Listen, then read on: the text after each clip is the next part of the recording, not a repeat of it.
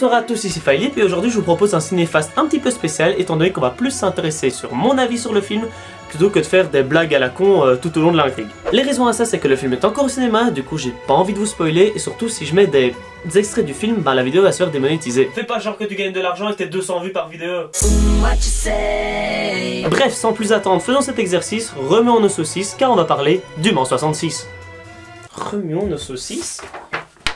The fuck?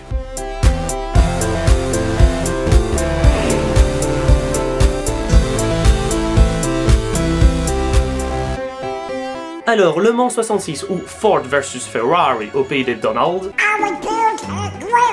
est un film états-unien réalisé par James Mangold qui raconte la genèse de la Ford GT40, multiple vainqueur du Mans, du point de vue de Carroll Shelby, un ancien pilote devenu préparateur automobile et interprété par Matt Damon, et Ken Miles, un coureur talentueux mais un peu foufou, et interprété par le Batman de Christopher Nolan. Croyez-moi, une fois que vous l'avez remarqué, vous pouvez plus vous en détacher. Et j'en dis pas plus pour l'intrigue du film parce qu'il est encore au cinéma et que si jamais vous voulez vous spoiler, vous allez sur Wikipédia, vous tapez Le Mans 66 et fin du film et voilà, vous spoilez comme un grand. Et puis le film est grandement inspiré de faits réels, du coup ça serait débile de se moquer d'incohérence du scénario. Ou bien alors il faudrait se moquer aussi d'incohérence de la vie réelle et ça veut rien dire. Mais bref, qu'est-ce que j'ai pensé du film du coup? Bah il est très bien.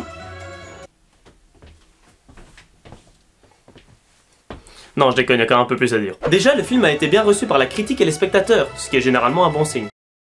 J'ai dit généralement. Et c'est logique parce que le film a plein de qualités, à commencer par le jeu d'acteur de Matt Damon et de Batman, le son, même si le fait que je l'ai vu en IMAX y est sûrement pour quelque chose, l'humour, pas très présent mais très justement dosé, du très bon fanservice pour les amateurs de belle mécanique avec des termes techniques ou des pilotes que tu dis ah ouais putain lui je connais ou bien, enfin les bagnoles quoi.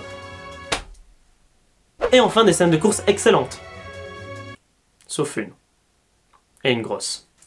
En effet, il y a 3 grandes courses qui sont reprises dans le film. C'est pas vraiment un spoil de vous dire qu'elles sont là parce que elles sont dans les bandes annonces. Willow Springs, qui sert un peu d'introduction au personnage, Daytona et Le Mans. Et contrairement à ce à quoi on peut s'attendre, j'ai vraiment bien aimé les 2 premières courses, donc Daytona et Willow, et beaucoup moins la dernière, donc Le Mans.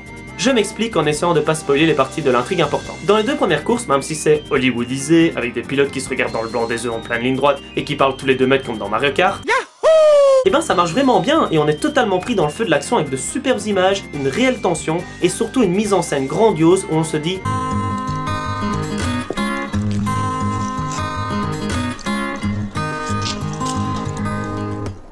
wow. Et c'est là que le bas blesse pour la course du Mans. Il y a plein de petits détails qui m'ont fait sortir de la salle à tel point que j'ai pris mon GSM à un moment et j'ai été voir comment le Grand Prix de Formule 1 se déroulait. Parce qu'on était en séance à 17 h et le Grand Prix commençait à 18 h. Et j'aurais pas dû. C'est dommage parce qu'il y a des trucs qui sont super bien, comme certains plans épiques avec de la musique et tout, ça va dans tous les sens, c'est génial. Et puis d'autres plans avec des crashs en... On voit que c'est des images de synthèse et tout, ou d'autres gens qui sont côte à côte comme ça et qui se regardent et qui font « Eh mes couilles ça va eh !» Dans la course de Daytona c'est léger et bien dosé, alors que dans la course du Mans c'est abusé. C'est comme un plat qui aurait trop de sel. C'est comme si la dernière scène elle allait comme ça.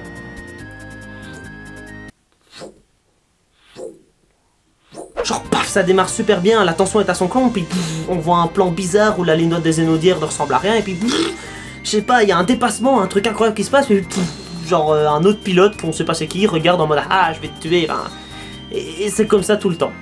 C'est comme le traitement d'Enzo Ferrari dans le film. Première scène où on le voit, il impose le respect, il semble imperturbable comme dans la vraie vie, et puis au Mans, tout s'effondre, on n'a plus du tout affaire au grand commandatore. 64? Quoi? Ou encore un des sous-dirigeants de Ford, Lee Beebe.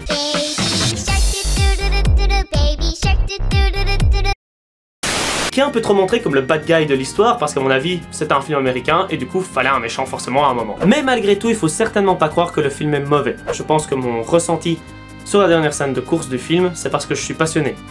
Et du coup je vois des petits détails, des petites choses pour le commun des mortels qui moi me paraissent énormes. Et je pense que c'est de ma faute.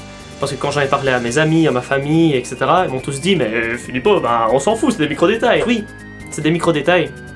Mais moi ça me fait sortir d'un film. Surtout un film qui se veut réaliste. C'est par exemple quelque chose que j'avais pas retrouvé dans Rush. Dans Rush, il n'y avait pas de gros problèmes parce que c'était entouré de vrais pilotes qui les avaient vraiment conseillés. Là il y a quelques petits détails qui m'embêtent mais...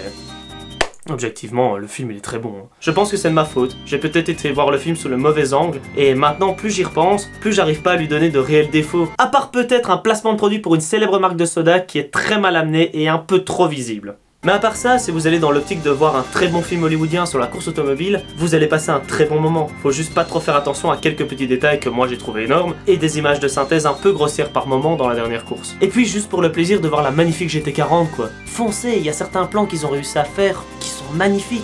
Non, ils sont très forts.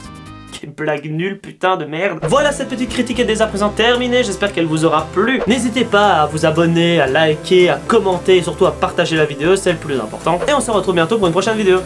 Ciao.